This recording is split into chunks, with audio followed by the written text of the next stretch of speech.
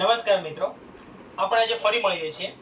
આજના લેક્ચરની અંદર આપણે સ્વાધ્યાય 3.2 ના પ્રશ્ન 3 ના દાખલા ક્રમાંક 5મો અને 6ઠ્ઠો ગણીશું. તો સૌપ્રથમ આપણે આ દાખલાની રકમ લખીએ અને ત્યારબાદ આ બંને દાખલાઓ ઉકેલવાની કોશિશ કરીએ. આ બંને આના પહેલા આપણે જે 4 દાખલાઓ મિત્રો ગણ્યા છે, આ બંને દાખલાઓ પણ તેની જેમ જ છે. આપણે સૌપ્રથમ જે પણ આપણને રકમ આપેલી છે તે રકમને આપણે સમીકરણની અંદર ફેરવીશું અને ત્યારબાદ આપણે એનો ઉકેલ મેળવવાની કોશિશ કરીશું. આપણને આપેલું છે કે એક અપૂર્ણાંકના અંશ અને છેદ બંનેની અંદર 2 ઉમેરતા તે 9 ના છેદમાં 11 બને છે. તો આપણે લખીએ, જેટલી પણ મહત્વની માહિતી છે તે આપણે તમામ લખીશું. અપૂર્ણાંકના અંશ અને છેદ બંનેમાં 2 ઉમેરતા તે 9 ના છેદમાં 11 બને છે. આ આપણને સૌપ્રથમ માહિતી આપેલી છે. બીજી માહિતી લખીએ, અપૂર્ણાંકના અંશ અને છેદ બંનેમાં જો 3 ઉમેરીએ, આપણે લખીએ કે અંશ અને છેદ બંનેમાં 3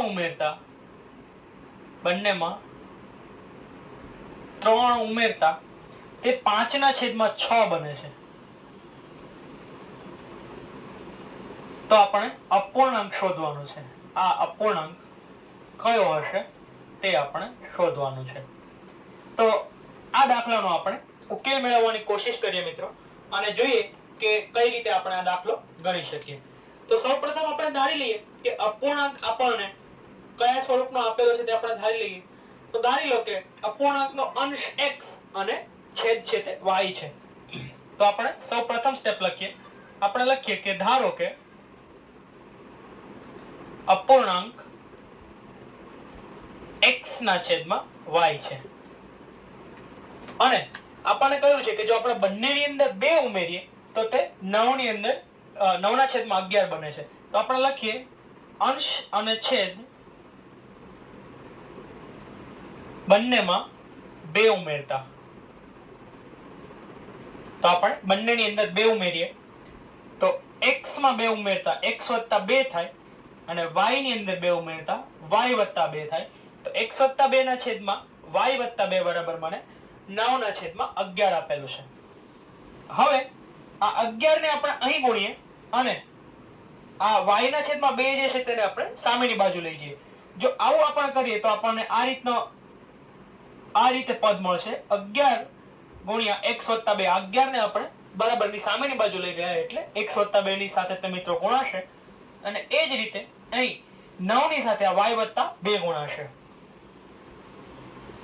તો તેથી આપણે લખી શકીએ 11 x સાથે ગુણાઈને 11x બનશે. 11x + 11 = 22 બરાબર 9y + 9 * 2 = 18 થશે.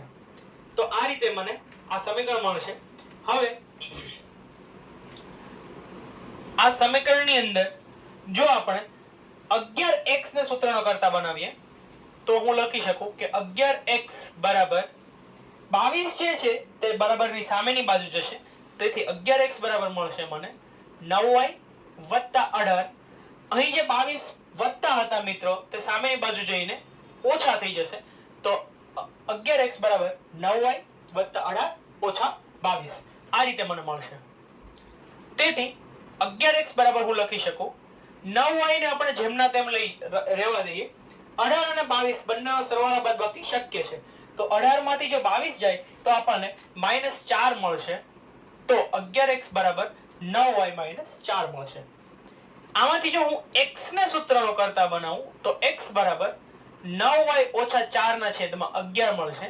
આને આપણે સમીકરણ ક્રમાંક 1 કહી દઈએ.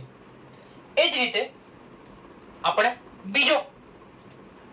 બીજો સ્ટેપ લખીએ. હવે મને કહ્યું છે કે અંશ અને છેદ જો બંનેની અંદર આપણે 3 ઉમેરીએ તો 5 ના છેદમાં 6 મળે છે. તો આપણે લખીએ કે અંશ અને છેદ બંનેમાં 3 ઉમેરતા અંશ અને છેદ બંનેની અંદર આપણે 3 ઉમેરવાની કોશિશ કરીએ અને જોઈએ.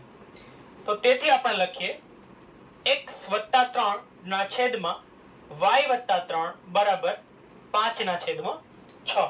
બંનેની અંદર મિત્રો અંશ અને છેદ તે બંનેની અંદર આપણે 3 ઉમેરેલા છે. હવે જેમ આપણે અહીં સામે સામે ગુણાકાર કર્યો મિત્રો તે જ રીતે 6 જે છે તે x + 3 ની સાથે ગુણાશે. તો 6 ગુણ્યા x + 3 બરાબર y + 3 જે છે તે સામેની બાજુ 5 ની સાથે ગુણાશે. તો 5 કૌંસમાં y + 3. તો 6x સાથે ગુણાઈને 6x મળશે વત્તા 6 તેરીને 18 બરાબર 5y સાથે ગુણાઈને 5y મળશે વત્તા 5 તેરીને 15 મળશે. ફરીથી જો આપણે આને આમાં 6x ને સૂત્રનો કરતા બનાવીએ તો 6x બરાબર 5y વત્તા 15. આ જે વત્તા 18 છે મિત્રો તે બરાબરની સામેની બાજુ જશે અને ઓછા 18 બનશે. તો 15 ઓછા 18 એવું મળશે. તો 6x બરાબર આપણને મળશે 5y. 15 માંથી 18 જાય તો 5y -3. 15 માંથી 18 જાય તો 3. તમે જુઓ કે બંનેની નિશાનીઓ વિરુદ્ધ છે તો બાદબાકી કરીશું. 18 માંથી 15 જાય એટલે 3 અને મોટા અંકની નિશાની મોટો અંક છે 18. 18 ની નિશાની છે માઈનસ, તેથી -3. તો 6x બરાબર 5y - 3 મળશે. આને આપણે સમીકરણ ક્રમાંક 2 કહી દઈએ. હવે આપણે ત્રીજું સ્ટેપ લખીએ. સમીકરણ 1 ની કિંમત આપણે સમીકરણ 2 ની અંદર મૂકીએ. તો આપણે લખીએ કે સમીકરણ 1 ની કિંમત સમીકરણ 2 માં મૂકતા. તો હવે તમે જુઓ x બરાબર 9y - 4 ના છેદમાં 11 આપેલું છે. તેને આપણે અહીં મૂકીએ તો 6 ની સાથે 9y - 4 ના છેદમાં 11 ગુણાશે. તેના બરાબર મને 5y - 3 મળશે. તો હવે આપણે આનું સાદું રૂપ આપીએ. 6 જે છે તે અંશમાં ગુણાશે. 9 × 54y મળશે અને 6 × 24 આખાના છેદમાં 11 બરાબર 5y - 3. આ રીતે મિત્રો આપણને મળશે. 11 જે છે તે સામેની બાજુ ગુણાશે તેથી આપણને 54y - 24 બરાબર 11 સામેની બાજુ 5y - 3 ની સાથે ગુણાશે. તેથી 54y - 24 બરાબર 11 × 5y - 23. આ રીતે આપણને મળશે. હવે તમે જુઓ 54y - 24 ને આપણે જેમના તેમ રહેવા દઈએ. 11 × 5 એટલે 55y મને મળશે અને 11 × 3 એટલે 33 મને મળશે. હવે આ 54y જે છે તેને બરાબરની સામેની બાજુ લઈ જાઓ. તેથી અને 33 જે છે તેને બરાબરની આ બાજુ લઈ આવો. આપણે એક પછી એક કરીએ. સૌપ્રથમ -24 ને જેમના તેમ રહેવા દઈએ. 54y ને બરાબરની સામેની બાજુ લઈ જઈએ. તો -24 બરાબર મને મળશે 55y ઓછા 33 ઓછા 54y. અહીંયા જે 54y પ્લસ હતા તે સામેની બાજુ જઈને માઈનસ થઈ જાય છે મિત્રો. હવે આ -33 જે છે તેને બરાબરની સામેની બાજુ લઈ જાઓ. તો 33 ધન થઈ જશે. તો 33 ઓછા 24 ઓછા 24 જેમના તેમ જ રહેશે મિત્રો. તો 33 ઓછા 24 બરાબર 55y અને 54y બંને જે છે તે સજાતીય પદો છે. 55y માંથી 54y જાય તો માત્ર મને y મળશે. તો y બરાબર 33 ઓછા 24. તો y ની કિંમત મને મિત્રો 9 મળશે. આ સૌપ્રથમ કિંમત મળે છે. એટલે કે જે છેદ છે આપણને તે 9 મળે છે. હવે આ y ની જે કિંમત છે મિત્રો તેને જો આપણે સમીકરણ નંબર 1 ની અંદર મૂકીએ તો આપણને x ની કિંમત મળશે. તો હવે y ની કિંમત આપણે સમીકરણ ક્રમાંક 1 ની અંદર મૂકવાની કોશિશ કરીએ અને આના પછી આપણે સ્ટેપ નંબર 4 લખીએ. તો હવે અહીં ધ્યાન રાખશો આપણે y ની કિંમત જે છે તે સમીકરણ ક્રમાંક 1 માં મૂકીએ છીએ. તો ચોથું સ્ટેપ લખું છું. y ની કિંમત સમીકરણ 1 માં મૂકતા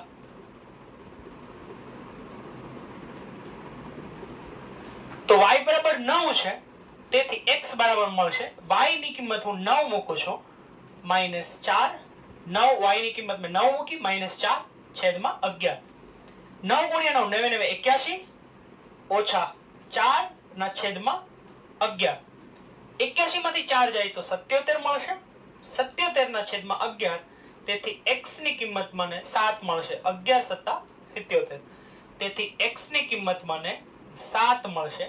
તેથી આપણો જે અપૂર્ણાંક છે આપણે લખીએ કે આપણો જે અપૂર્ણાંક છે તે અપૂર્ણાંક બરાબર 7 ના છેદમાં 9.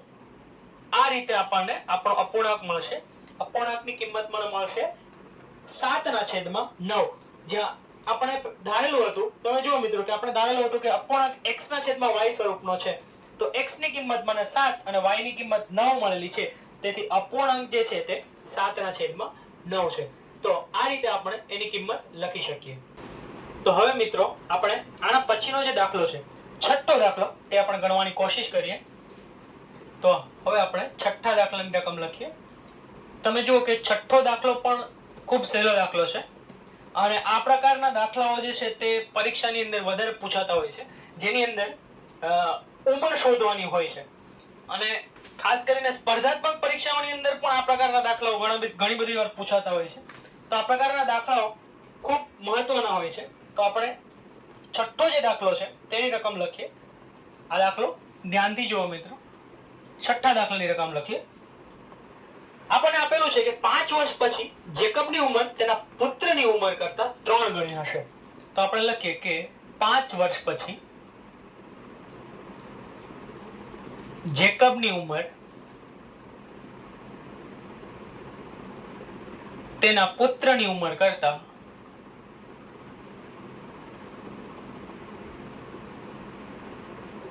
3 ગણી હશે. કરતા 3 ગણી હશે. આ આપણને આપેલું છે. અને ત્યારબાદ આપણને કહેલું છે કે 5 વર્ષ પહેલા જેકબની ઉંમર તેના પુત્રની ઉંમરથી 7 ગણી હોય તો તેમની વર્તમાન ઉંમર શોધો. તો આપણને કહેલું છે કે 5 વર્ષ પહેલા જેકબની ઉંમર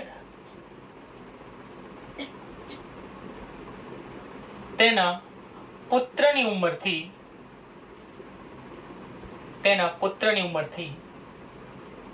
7 ગણી હોય અથવા તો 7 ગણી હતી. તો આપણે બંનેની વર્તમાન ઉંમર શોધવાની છે. તો આપણે આનો ઉકેલ મેળવવાની કોશિશ કરીએ. યાદ રાખવાનું મિત્રો કે આપણને જે પણ વસ્તુ શોધવાનું કહ્યું હોય તે વસ્તુ બરાબર આપણે આપણા ચલ ધારીશું. એટલે કે x અને y આપણને જે વસ્તુ શોધવાનું કહ્યું છે તે વસ્તુના બરાબર ધારીશું. હવે આપણને બંનેની વર્તમાન ઉંમર શોધવાનું કહ્યું છે તો આપણે બંનેની વર્તમાન ઉંમર ધારીશું. તો આપણે લખીએ, સૌપ્રથમ સ્ટેપ લખીએ. ધારો કે જેકબની હાલની ઉંમર x વર્ષ છે અને આપણે ધારીએ કે તેના પુત્રની હાલની ઉંમર ધારો કે y વર્ષ છે. તો હવે આપણે લખીએ કે આપણને આપેલું છે કે 5 વર્ષ પહેલા આપણને આપેલું છે 5 વર્ષ પછી જેકબની ઉંમર તેના પુત્રની ઉંમર કરતા 3 ગણી થશે. આવું આપણને આપેલું છે મિત્રો. તો હવે 5 વર્ષ પછી આપેલું છે તો બંનેની ઉંમરની અંદર આપણે 5 ઉમેરીએ એટલે x વત્તા પણ 5 અને y વત્તા પણ 5. કેમ કે બંનેની ઉંમરની 5 વર્ષ પછી આપણને કહ્યું છે. અને આપણને કહ્યું છે કે જેકબની ઉંમર છે તેના પુત્રની ઉંમર કરતા એના પુત્રની ઉંમર કરતા 3 ગણી થશે. એટલે કે એના પુત્રની ઉંમરમાં જો 3 ગુણું તો મને જેકબની ઉંમર મળે. તો આ મને સૌપ્રથમ સમીકરણ મળશે. તો હું લખું કે x + 5 બરાબર 3y + 3 પંચાને 15 થશે. તેથી 3y + 15. તેથી x + 5 આ જે 3y છે તેને બરાબરની આ બાજુ લઈ આવે તેથી થશે -3y અને 15 ને પણ આ બાજુ લઈ આવે તો થશે -15 બરાબર 0. તેથી 5 અને 15 બંનેનો સરવાળો બાદબાકી શક્ય છે મિત્રો. તમે જુઓ કે બંનેની નિશાનીઓ જુદી છે, તેથી આપણે બાદબાકી કરીશું. 15 માંથી જો 5 જાય તો 10 વધશે અને મોટા અંકની નિશાની મૂકીશું એટલે x - 3y - 10 મળશે. 15 જે છે તે મોટો અંક છે, તેથી તેની નિશાની આપણે મૂકી છે. જો હું x ને સૂત્રનો કરતા બનાવું અને 3y અને 10 બરાબરને બંનેને જો હું સામેની બાજુ લઈ જાઉં તો 3y માઈનસ માંથી પ્લસ થઈ જશે અને 10 પણ માઈનસ માંથી પ્લસ થઈ જશે. તો x બરાબર 3y વત્તા 10 આ રીતે મને મળશે. આ પ્રથમ સમીકરણ છે. હવે આપણે બીજું સ્ટેપ લખીએ. મને આપેલું છે કે 5 વર્ષ પહેલા જેકબની ઉંમર, મને કહ્યું છે કે 5 વર્ષ પહેલા જેકબની ઉંમર તેના પુત્રની ઉંમર કરતા